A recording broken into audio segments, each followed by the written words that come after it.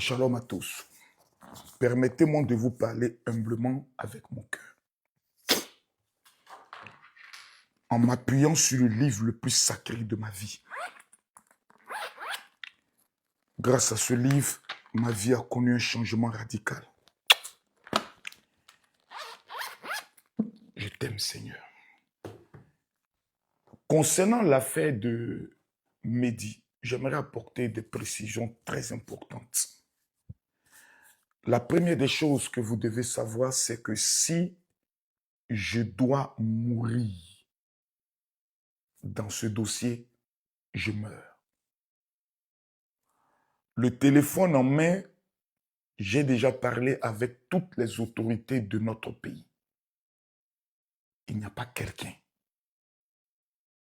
qui peut protéger ce monsieur-là. Il n'y en a pas.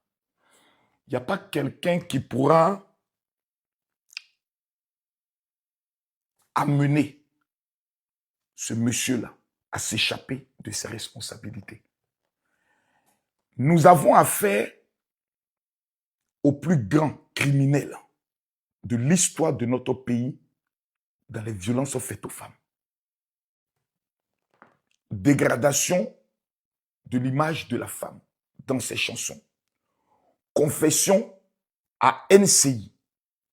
L'émission Les femmes d'ici, je m'étonne que jusqu'à actuellement, elles n'ont pas encore organisé une émission spéciale sur cet individu.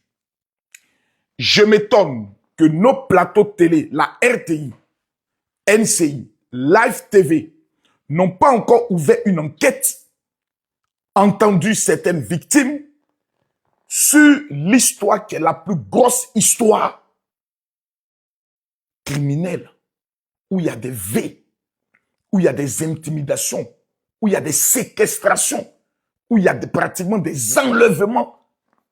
NCI, RTI, Live TV, pour moi, sont une honte dans cette histoire. Vous n'en parlez pas. Vous vous lavez les mains.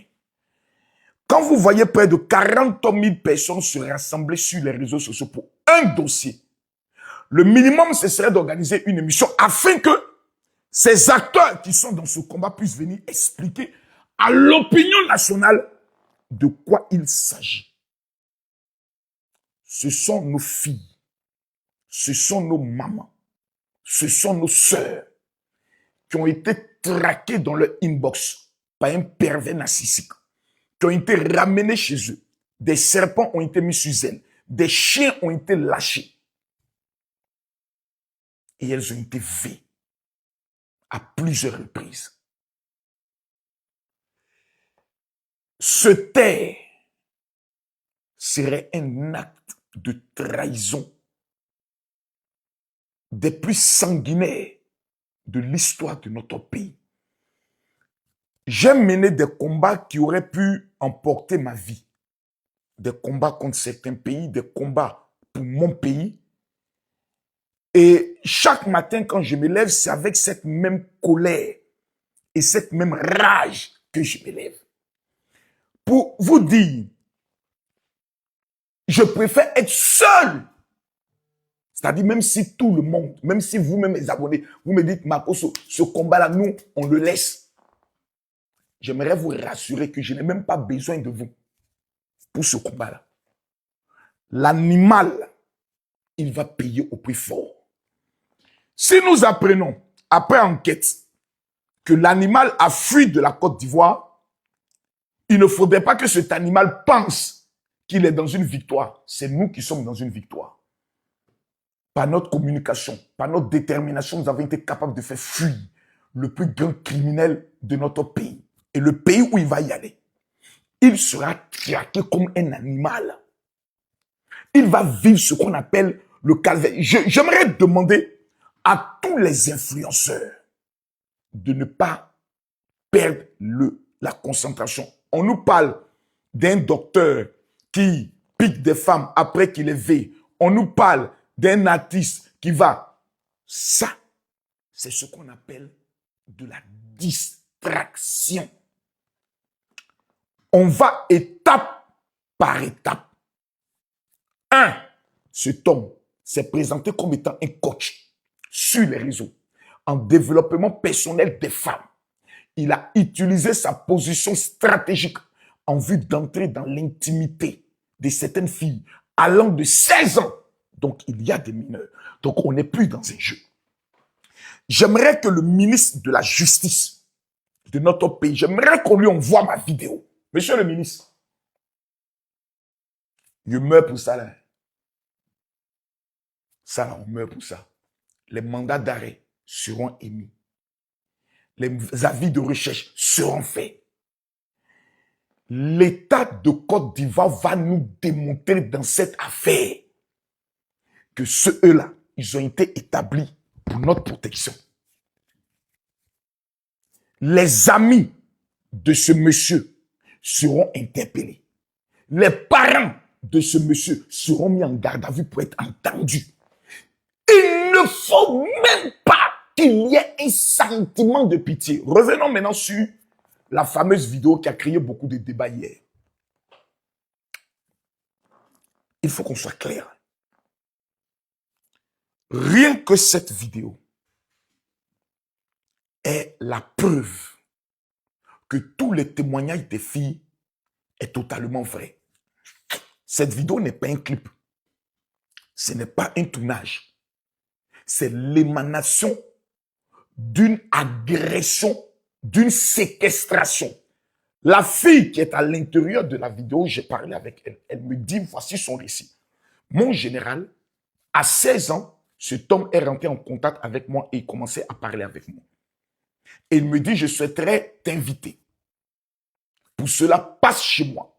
C'est pas le moment de culpabiliser ces filles de 16 ans, de 17 ans. Mais vous parlez, fermez vos gueules. C'est pas le moment. Parce que vous-même, à 16 ans, vous sautez de clôture. Donc, vous fermez vos gueules. Je vais chez lui. Il ferme la porte à clé. Séquestration. Il commence à me toucher de partout. Attouchement sexuel, donc agression. Il m'embrasse sans mon opinion, sans mon avis, agression. Il faudrait que les choses soient claires.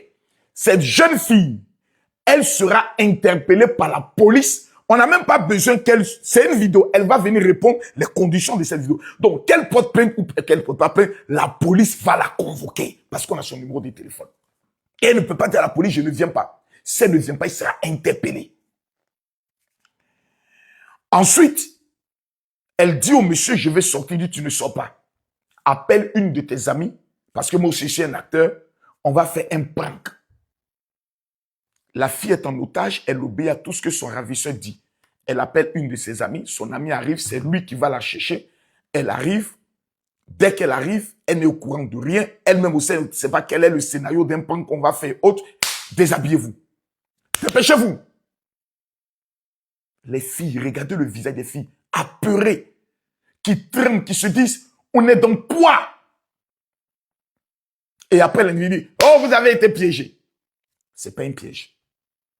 C'est un rabaissement de la dignité humaine au point le plus sale et le plus méchant.